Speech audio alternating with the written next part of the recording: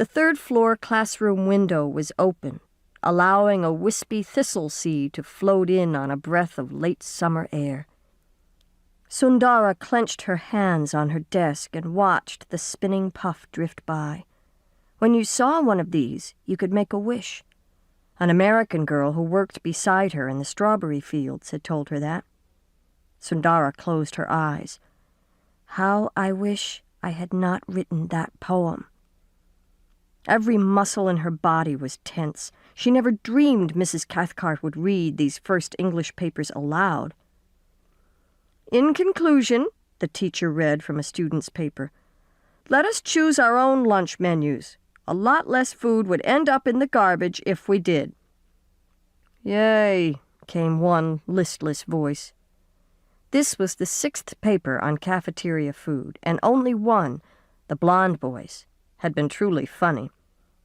The students were sinking ever lower in their hard wooden chairs, nothing much having caught their attention since one girl's daring essay on why kids were entitled to birth control counseling without their parents' permission. How Sundara's face had flamed at that. She could just hear her Aunt Soka. These American girls, going to bed with men before they're married. Why, if they were mine, I'd throw them out so fast. And now I'd like to share a very special piece of work by Sundara Sovan. Mrs. Cathcart smiled at Sundara. If she doesn't object. I do object, Sundara longed to cry, but of course she couldn't.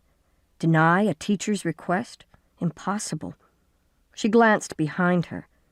30 pairs of eyes bored into her, waiting. True, one girl had written about her cat dying, but the rest of these eyes belonged to a puzzling group of people who had chosen video games, school dress codes, and football team conduct rules as topics that concerned them most deeply. Sundara sighed. Even now, 4 years after leaving Cambodia, she could not seem to understand the Americans. Lowering her eyes, focusing once more on her scratched, damp-palmed hands, she finally nodded.